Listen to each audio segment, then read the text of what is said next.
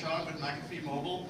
We deal with mobile security software and mobile viruses, mobile threats, mobile trojans, mobile everything. Today's talk is on for-profit mobile malware. Basically, malware that's designed to make somebody money. So who are we? We're a bunch of malware researchers. Unlike the PC side, we deal with Windows, deal with people doing bad banking trojans, people writing rootkits on your PC, whatnot, going after your Windows box. We are the guys who deal with your mobile device. It's smaller than the car. It has a microprocessor in it. It's pretty much something we deal with. iPads, iPhones, Symbian phones, Windows Mobile, whatever you got is tiny and small, but that's not reason we run it. So Java Mobile, Symbian, what else you got there? iOS, Android, pretty much just the whole thing. I also work with a bunch of mobile operators. Take a look at what we're seeing in the wild. Overall, this is kind of the overall range of malware we're seeing totally in the wild for mobile malware. Roughly 1,200 variants. Most of them have been on Symbian and on Java and on Android. These are your top three platforms. Symbian has been dropping out because basically Symbian is now a, sorry, what do you call it? It's now going out of service, it's called that.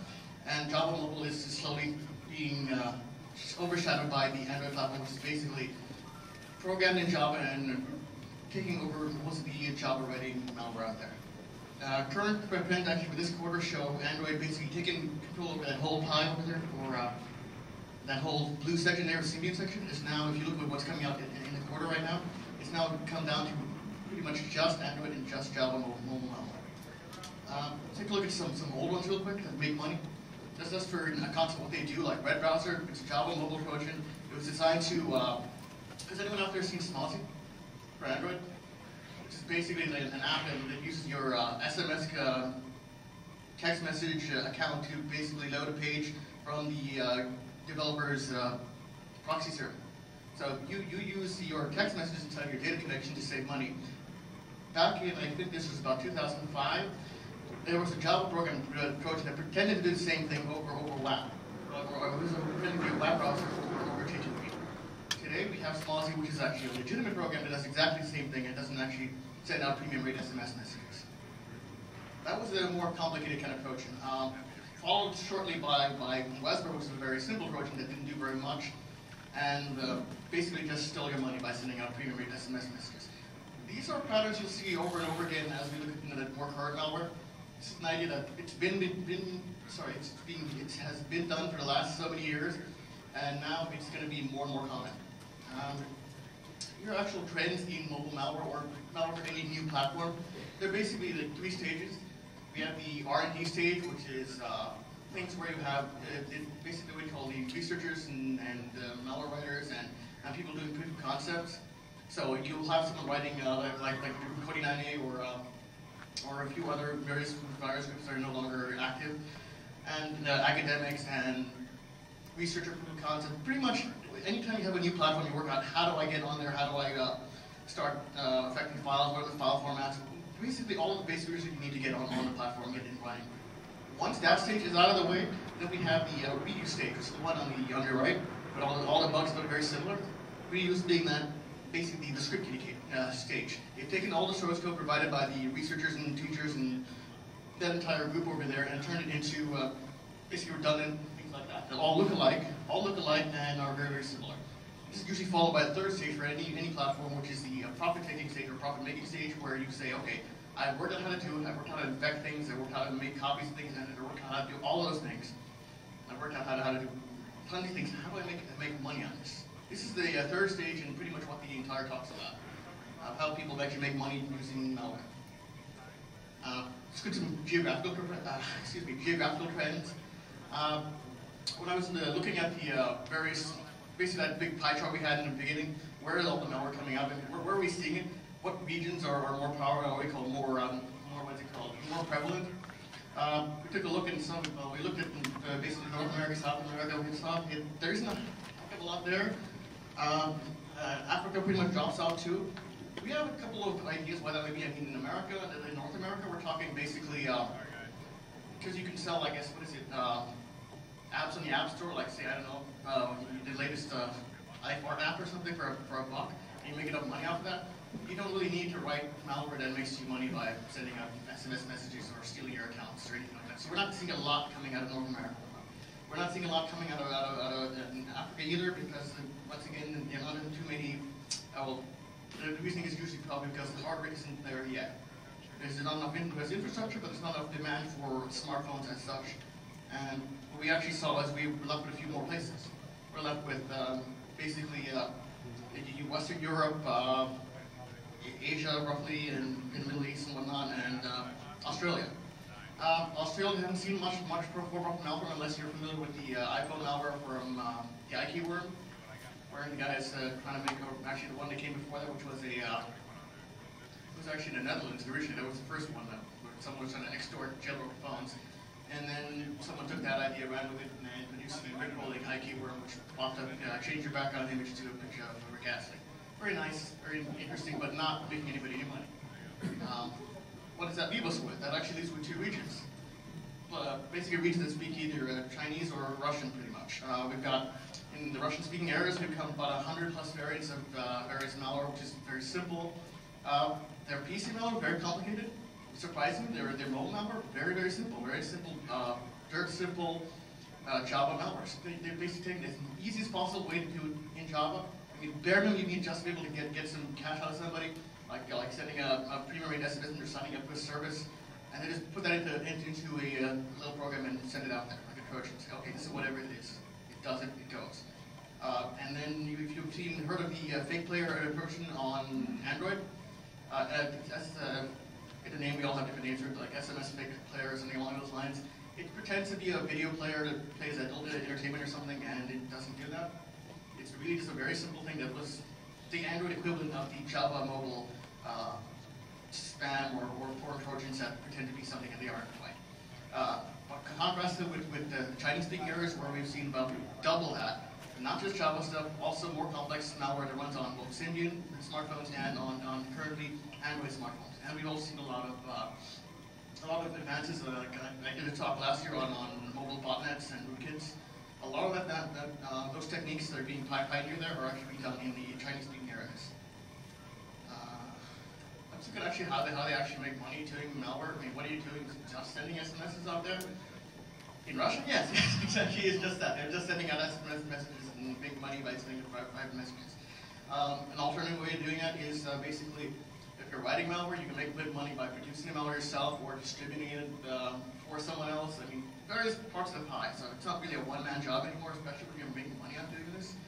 And you basically, the distribution, you're probably sitting on forums and putting in different places, and okay, we got it here, we got it there. Where would I put freeware? Where would I make it look like it could fit? With the simple Java Trojans, basically just making it an adult entertainment, and then someone will split it for you. With everyone else, you need a bit more work to make it look like pirated software, or pretty much anything to make it interesting. Where's the actual money there? It is kind of really the premium rate SMS numbers. You're trying to make it direct cash. I believe in the Russian-speaking areas, it's actually easy to get an anonymous number. So you can sign up for a short code, say 5 digits long, and say, okay, I'm going to send stuff out there and pull back a bunch of money. And if you're there for a month, and you pick in maybe a few thousand users, whatnot, for about $2 a piece or something, that's a good amount of money. In China, a little bit different. You're more likely to have more competition, and you're probably going to maybe get a bump from everybody, but you're going to have about 1 million users. So it's a bit higher level of risk because you've got more competition, and also better profit. You can actually swing it. And also, where's the money with premium rate numbers? We're talking, is it your subscription services are the real money makers, at least in China, where you sign someone up and leave them running, and they don't even notice that they're getting billed. Because any confirmation they get would be handled by your malware. Would be deleted, or they never get it. More money, okay. Click fraud and black hat SEO. These are other interesting techniques of making money, because you're not just going direct with SMS anymore. Now you're saying, okay, let's do click fraud. Let's take out my competitors' advertising. If we click on their links, it costs them money and it's bad for them. The alternative to that is to get people to click on our links. So maybe when they click on our links, we get paid per click, whatever. Another form of ad fraud. Or black hat SEO, where we're just saying, okay, our search terms are important. Let's get them clicked on high enough by a multitude of various users to say, okay, independent users, all various IPs, like, that's got to be legitimate traffic, right? It's coming from 1,000 or 100,000 phones, different phones. It must be legitimate traffic. I should get a bunch of cash at the end of the month. That's kind of what the more complex methods use. More complex malware uses that technique rather than just sending out SMS messages, which is once again the very simple method and incredibly easy to do, and no stress about it. Whereas more money, stealing personally identifiable information. These could be a number of things. It's a very vague term. That could be your Facebook profile, your whatever, your other social networking information, yeah, birthday, name. There's a lot of things that come under personal identifiable information. The important parts you can make them really good money quickly is things that can be used to gain credit, like your social security number and anything else you sign up for a new account. The other ones can be leveraged, like if you steal someone's Facebook account to gather more victims by checking out their social network and connecting to their connection and saying, okay, let me go after them. That's one way of doing it. Another way is to see, okay, we have all these people here, what do we do next? Can we, or even better, just resell all of that information once you gather from 1,000 people or 100,000 people, and just package it up and sell it off to a broker who will sell to somebody else, and let some other thief or crook take that and make some more money out of it. And well, here's another interesting attack. This is the SMS Phishing. SMS Phishing is a really silly attack. It's basically, okay, I'm going to send you a fake text message that I'm coming from your bank or from the FBI or wherever, and saying, do something for me. It's a social engineering attack, which doesn't always work because, what's the concept I'm looking for here? You can kind of tell if it's your bank, you're expecting kind of the number, you kind of know where it should come if you get a regular message from your bank. You kind of know what number should be. If it comes from like somewhere local or out of country or wherever, you're probably going to suspect something. This is where the injecting the SMS into your inbox attack is actually much more smooth, because you can control whatever the SMS message is and say, okay, it actually is from the bank and it actually has a legitimate number for the bank. It's probably going to be my bank telling me to do whatever it says over here. And we'll actually see an example of that a little bit later on. And of course, you can also download malware or whatever from an SMS message, just as a second stage attack. And we haven't really seen that be too successful because of there's more authentication now. Like on Symbian, you have to sign certificates to get, or sign app to get in there. Apple, pretty much, you got to be through the Apple App Store or Android. Well, we got a lot of that. It's another story entirely. Also, other accounts you can still, if you're going to make money, just steal using malware to steal things from somebody's phone. What would you do? You go after basically accounts that hold value. Your Skype account, your money transfer account, pretty much anywhere you'd be having money stored in a stored form. Maybe a QQ account is a chat account, very popular in China. You might have like some credit on the system. Any of these things are very useful, and like your personally identifiable information can be packaged up and resold to third-party brokers. It's kind of a different way of doing it, but I mean, it can be done on the phone. So if it's on your phone and you're compromised, you're pretty much lost everything anyway. So that's kind of why they go after you. It's like you're having your wallet in your pocket, pretty much. It's on you all the time. You carry it with you everywhere. It's pretty much where you're going to go if it's interesting, or if people want to know where their money is. It's not in their wallet. Let's actually look at a few different ways the malware hides and attacks, or evades detection, or more likely evades analysis, because by the time we've seen all these, they've come to us, they weren't hiding anymore. We've got them to basically slow us down and when we analyze the malware. What's a common method? Really popular is infecting other apps. Not quite like viruses. I mean, it doesn't infect and automatically by itself infect another clean application. The malware is basically inserted by the author manually and not actually doing it by itself. Not like what you would have seen on DOS or Windows or pretty much any other platform, or even the Palm Pilot. Okay, sorry, I don't know exactly what this was. All right, so basically, it's the same coaching technique, social engineering technique, where you pretend to be another application, like a chat program, or once again, a social networking program, which is kind of very beautiful. If there's no official app, you're going to go with the one that you just got from your buddy, who also has a compromised phone, and sends you a link. Try out this new Facebook mobile app one, and it's much better than the official app. Go ahead, try it out. That's an easy way to do it. More complex way to evade malware uses to avoid analysis, not to avoid actual users who are victims or you're hit by it, is to use basically encryption. Simpler malware like the SMS sending trojans, they use very simple encryption. Complex ones use a little bit more complicated encryption.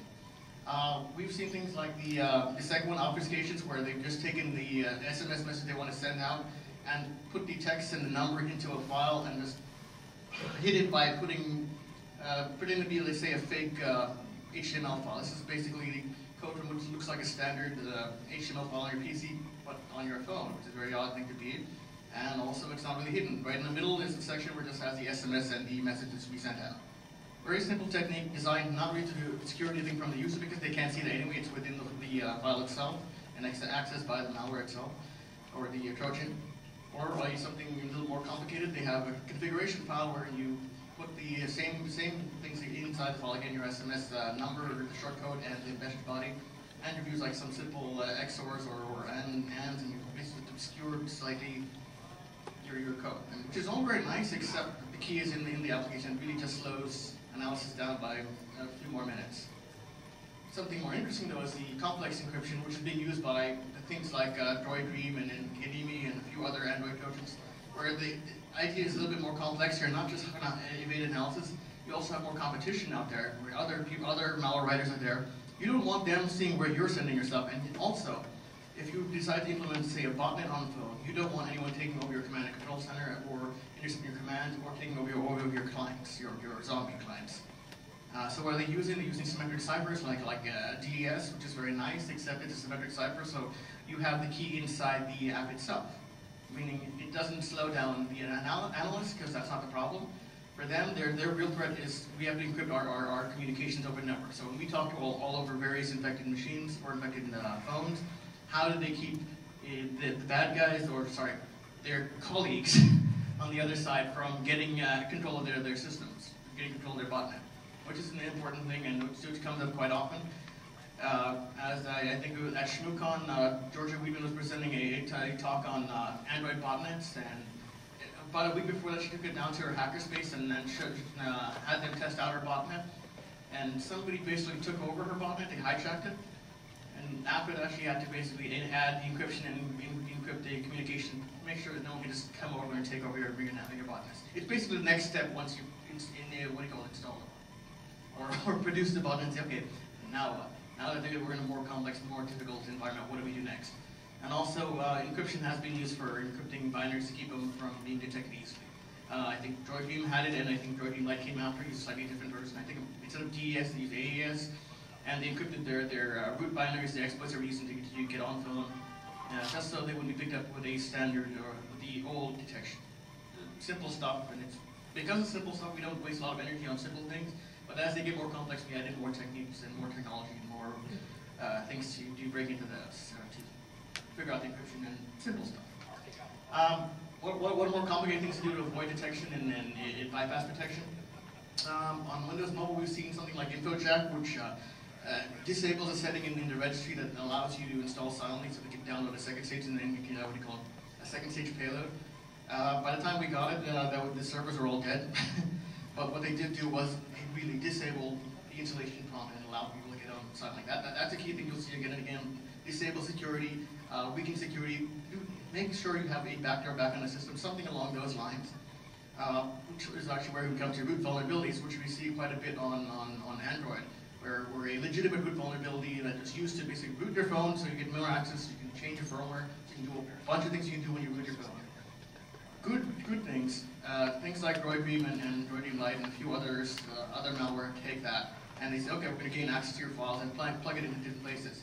For DroidDream, I think there was a Google release of tool that actually had to use the exploit provided by DroidDream to clean off of areas on the phone, like the system directory and whatnot, because it wasn't, there were no tools in place to remove it by itself, because it was able to install to directories outside of the normal Android application directories. Kind of pretty, and I believe they're fixing that. And also jailbreaking. I think at TourCon last year, Eric Monti provided a proof of concept on jailbroken iPhone. No, not even jailbroken iPhone. So if you have an iPhone and it's not jailbroken, you figure you're pretty secure, right? You're not installing software on there, you're not installing an app on there, you're not doing anything special with it. What are you going to do with it, right? It's not jailbroken, it's probably pretty safe. Except, how do you jailbreak it? You use basically something like a root exploit or some kind of exploit allows you access to the files, to unlock the file system, to add a few binaries, to do and disable code settings. You can do a bunch of different things to your phone.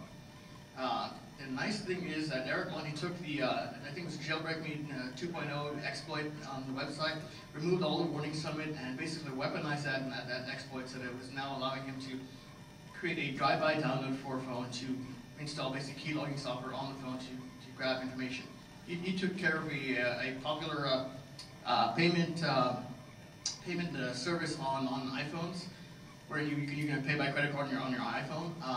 And he basically had the phone physically, sort of a drive-by download the exploit, silently unlock the phone, and install the keylogger, and then exfiltrate data from that card reader straight back to him as the attacker.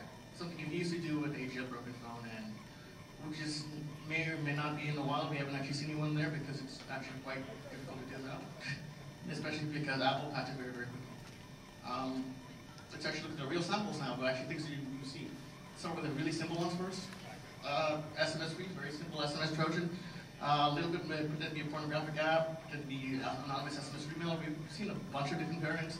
So basically, criminals try different techniques. Okay, one works, one doesn't work, one works a little bit better. No idea which one it is.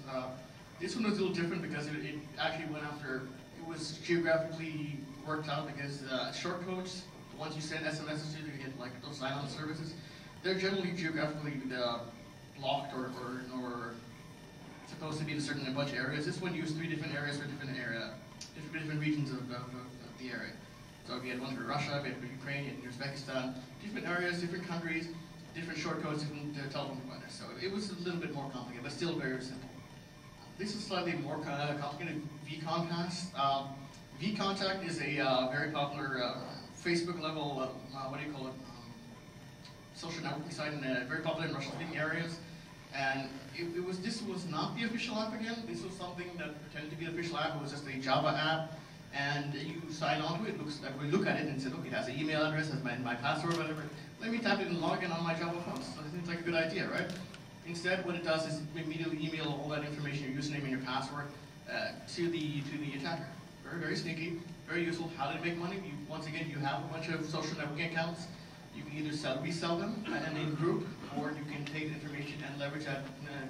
There are a few more talks later on today about social engineering, social networks, and whatnot, on how to basically take information you can gather from a particular account and use that to attack someone else. So it has a purpose, and it is somewhat more useful if you can get them on your phone, where you were thinking less about security, thinking, oh, it's my phone, what could go wrong? Much. More complex malware we've seen has been on Symbian. This one was a little older one, Kijot. It was kind of sneaky because this was basically a repackaging of a bunch of malware with some other, basically just like an extortion, basically what the author was going for. How do I make money? Let's get some money out by telling them, hey, we'll mess up your phone and lock it up and make it difficult to use. You give us a bunch of money, and we'll give you the cure for that. I kind of know what that business model is, but no, it's not quite what it was. The deal was it was using QQ, once again, that very popular chat program, to say, okay, you can pay via QQ coins, or like say if you're on like the Xbox network, and you pay with like Xbox points or something along those lines. Except he has a way to cash them out, so he'll say, okay, you go buy the credit and put it on your account and send it to me, and I'll send you the answer to your phone. I don't think he actually ever sent to any of his victims, but it was a pretty good scam for a little while, and it was kind of neat where he got a bunch of money from a bunch of people, and no doubt it's a good technique in a way to say, okay, try this and not. But it really wasn't that complicated, and if you had like antivirus software running on your phone, you would have been protected from whatever it was, because these were just repackaged old things. The only neat thing was really that extortion message. That was a good attempt at using what you already have and without being overly technical.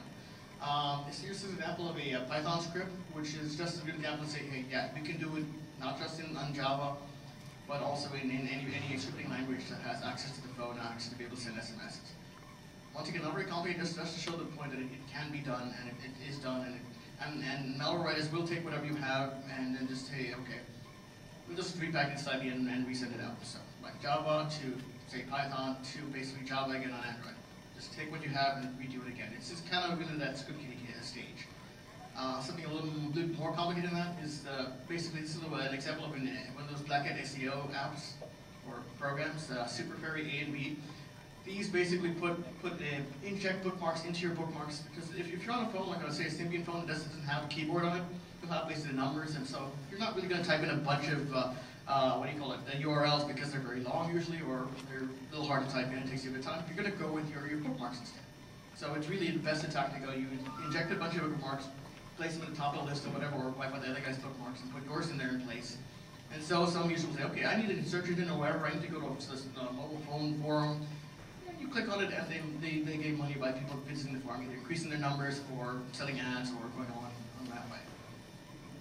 Here's another one. This is the one where the inspirit.au is the one that actually injects the SMS into your inbox, which is the interesting technique. It's on Symbian phones, and they craft the message to look like it came from your bank saying, oh, hey, your account's been hacked, please log into this website and reset your account before they steal all your money.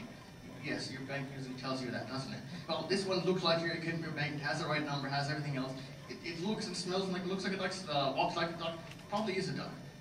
This one kind of sneaky and a little bit better attempt, actually a little more complicated because it needs to install or inject SMS. It takes a little bit more work and is a little bit more advanced than, say, just an SMS subscription. Let's take a look at the actual more current things. Android apps. Gadimi was one popular one.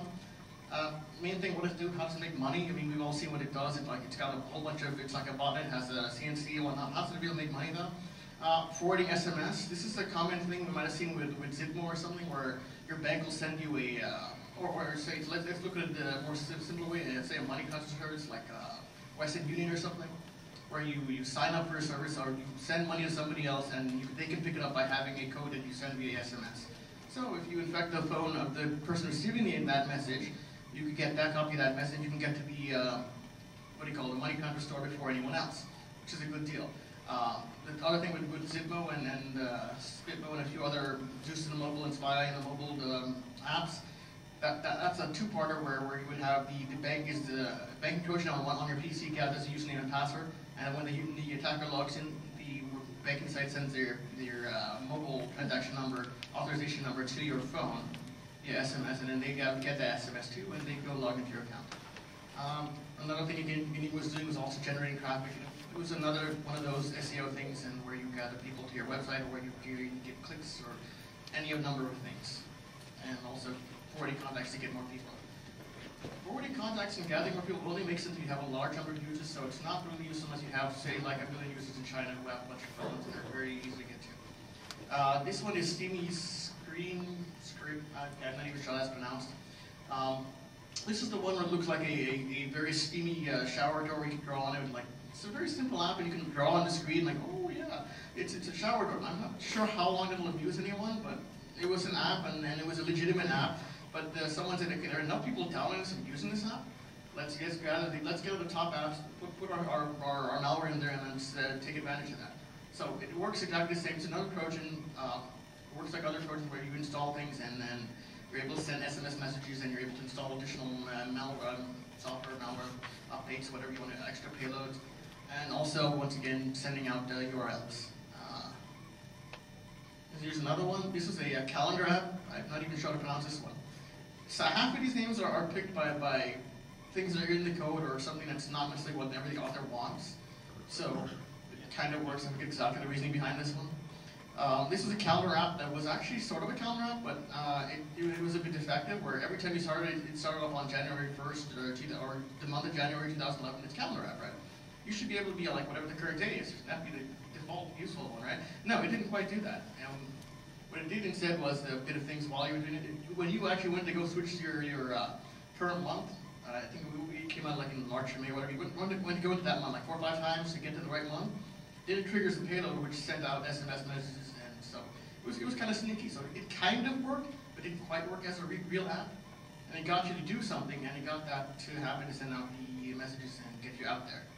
And another very common thing with these SMS sending apps is because some of these subscription services they'll sign you up to. There's a subscription service like a dial tone service or a weather service or a horoscope service. This service will send you usually a confirmation message saying you're signing up for a recurring subscription, approve or deny, or just an informative message saying you've been signed up. If you don't get that message, like what to do if you don't want to be signed up anymore, you don't get that message, you're probably going to keep getting billed for a few more months and putting money into the pocket of the attacker. And that's kind of what's going on. They're hiding it from you, and you're putting more money into their pockets. There's an example of more complicated malware, T-Send8. It's named partially after the publisher of the QQ instant messaging application or service. They provide basically they're a large target for a lot of different attacks. So a lot of people going after their accounts, people going after money on their system, the QQ system. And it's a big target like say Facebook would be. So they sell, this company that runs QQ sells basically, along with their mobile client, they also provide security software with the program. So it would be like antivirus software or something that helps you block other apps. This malware, instead of trying to just say, okay, I'm going to do whatever I'm going to do, like send SMS messages or go after the QQ account or whatever it does, instead it also goes directly after the, I think 4 or 5 different security applications that are installed by either, they're either the most popular ones in the market or they're the ones that are installed by the manufacturer themselves. It's kind of sneaky. It's okay, you've got security software, we go after you. That's really a sign of maturity in the market where you're now no longer just worrying about, okay, how do I make some money off this? It's now, how do we stay on the device? How do we make sure we're still there? And that's just why this one's kind of a little bit more interesting rather than just an SMS and encryption. Then it's another one, cruisewin.a. I forget exactly what this does. There are quite a few doing roughly the same thing. They're either sending SMS messages or pretend to be something else. And basically the profit's the same method. It pretends to be a legitimate app and it sends it out the text message and gets you signed up for services. This is a little more complicated, Droid Kung Fu. And this one took I think many of the same things that Droid Game was doing, basically 2 root exploits that get you root access on the phone. It also had them, but it was encrypting them and using them to basically get on phone. So it was a little harder to detect, but not much because it's really the same exploits again, so you pick them up because they're the same exploits. This is a simpler one, able to install more malware and also load URLs. Loading URLs, very useful technique if you're going after that click fraud again. Click fraud, keywords, like at SEO, the whole 9 yards. PHA app was basically a collection of apps, just legitimate apps, and making the same content. You'll notice a lot of these applications, these are mostly all the Android apps, most of them are based, I think all of them are coming out of China. The market's very competitive. A lot of them are using basically CNC servers to control the infection. So it's not just, we're doing Trojans and one-offs and one-shots and sending things out there and saying, okay, we're going to go there and install on your phone and just send out, sign up all these services and make money off that. No, they're also doing the, what do I do next? Can I get my new update on my software in case my competitor comes out with something else? What do I do next? And can I get on there, stay on there longer? So a lot of them are using CNC servers and encrypted communications and a bunch of other techniques. This is I'm not even sure how to pronounce this. It might be Toplank, it might be Toplank. I never asked. I didn't name it. It was named after something. The code itself says something about plankton in it. And this is a variation of John Oberheit's downloader. The same concept he was using, where he did the Twilight preview app at SummerCon, I think last year, where he produced an app that looks like a Trojan app you can install on your phone, and instead of showing you the previews of the new Twilight movie, it downloaded it in code from his server. This does much the same thing, except a little bit easier. Instead of downloading binaries, it's downloading another APK file and loading it into the text file and loading it into the account, which is a good way to do it. And it gets you on the phone, and it gives you a little bit more way of downloading things without just saying, okay, I don't know, having someone install something new. This avoids installing process entirely because it's just the, just the code itself and not the, it's basically a class order loads the classes from this is basically this Java file. Not technically, but it's like that. And it does much the same thing, phishing, SMS, the whole 9 yards. A lot of these do the same thing. It's not only the implementation that's interesting, not so much what they do, but it is how they make money. Basebridge, another one. This is interesting because it's another one of the ones that go after security software, after antivirus software, after you've got a firewall on there, whatever. It has a list of applications that tries to kill. I think this might have been a variant of actually a more complicated Symbian malware, and the software it's trying to kill is actually named in the same address as the Symbian malware. It looks like it's basically a port of the whatever the complex Symbian malware was over to Android. It's like a direct port of the code. It's saying, okay, convert the C++ into Java, like all the paths and everything, and all the code to kill the processes is all whatever was extracted from the app.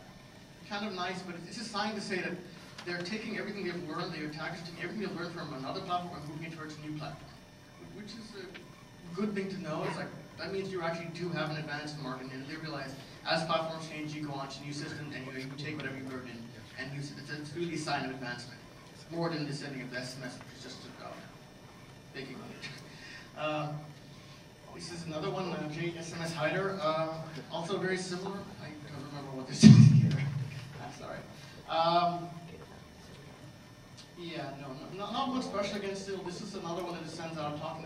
It's basically like a botnet client, and it takes commands in the server and it can install things. And not incredibly useful. A lot of these are actually quite similar. This is GoDream, very similar. Also, this actually goes out for your SMS messages, very similar, and listen for commands. A very common theme. A lot of these listen for commands in the server because whatever they're doing now isn't the end game. The end game is as they find new techniques or as the attacker gains more and more control or enough users, they can just wait for you to, if you're not having a bank account at a bank they're looking for, once you do get one, they see it on your phone or whatever, or they see you're accessing a site, they can tell them their software, then they can download a second fail or a third fail. It's more about establishing themselves and building the channel to talk to your phone or control your phone, and actually destroying it or damaging it, which is a really interesting way of looking at it. There's no longer the whole, let's try to break your phone or whatnot. We're not really seeing a lot of things like that that'll take disk space, like a file infector virus or whatnot. Nothing like that yet. It's really kind of surprising because every time we do a new platform, you go to Windows, you got file infectors, you got a Windows Mobile, they had Ducks, they had a few more, they had one that was going a polymorphic one. In fact, file infector, but on Android and on other platforms, we're not really seeing that as much. No one's really trying that hard to do that. They're more better off on how do we control things, how do we get in there, and how do we put together a larger network. Another one, Hippo SMS, same kind of deal, injecting into malicious app. This injecting into malicious apps is an interesting technique if you're writing in a file infector virus. But no one's doing that.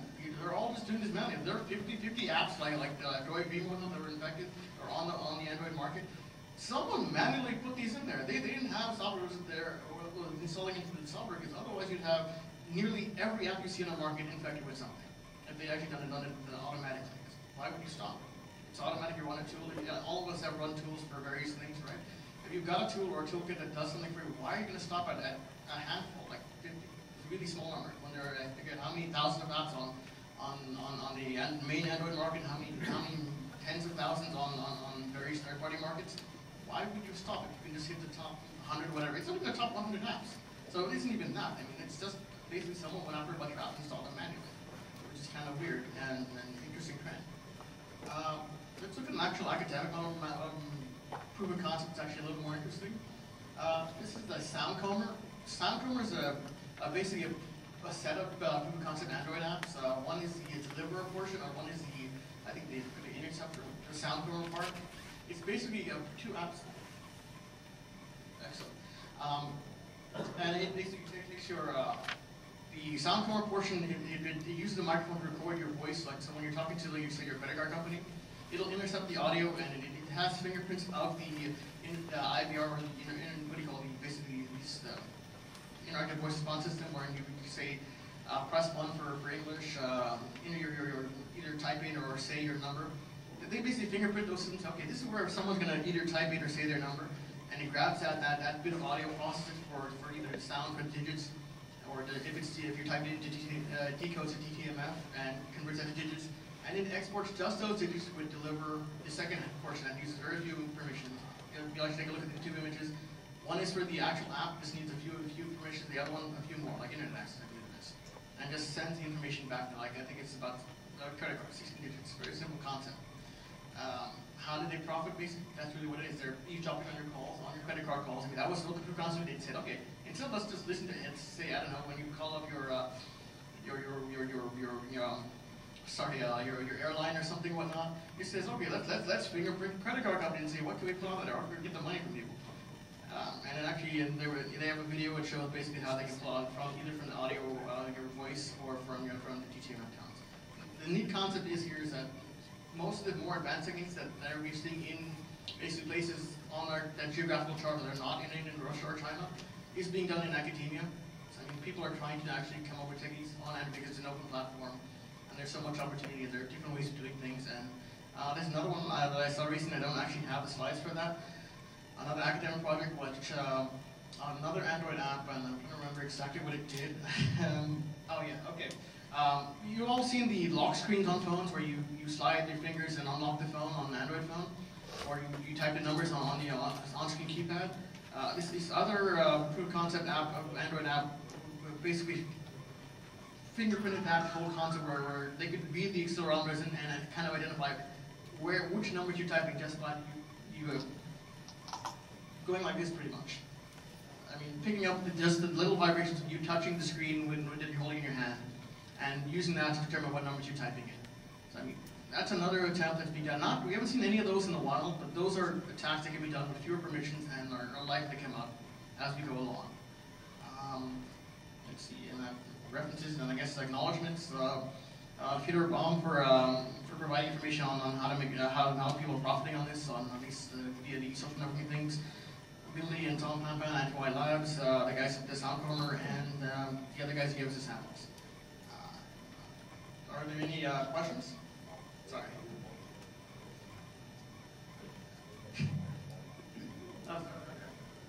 Yeah, like in the last week I saw an article talking about probably for the last year they were being reported of Apple accounts being hacked.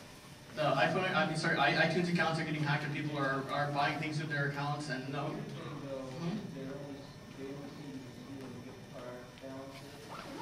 And then there's also claims that even after Apple locked the account, they'll participate. So Apple's saying it's a straight, they're enforcing passwords and public doing it. And the article is kind of like questioning that whole thing because the whole stuff around that is so weird. They're only getting gift card balances and not. It's weird that they're hitting stored account balances on iTunes accounts. Which is actually quite normal considering what people are doing. You go after the stored account because that's the easiest thing to do. Credit card a little harder to do because there's a lot more checks in place. Stored accounts, like a credit gift card, who's in charge of that? Basically the company, right? It's going to be either the like the store or whatever, and not necessarily as protected as a credit card balance. But the Apple one is still, I haven't seen enough information yet as to what's actually behind that. Apple's not talking about it.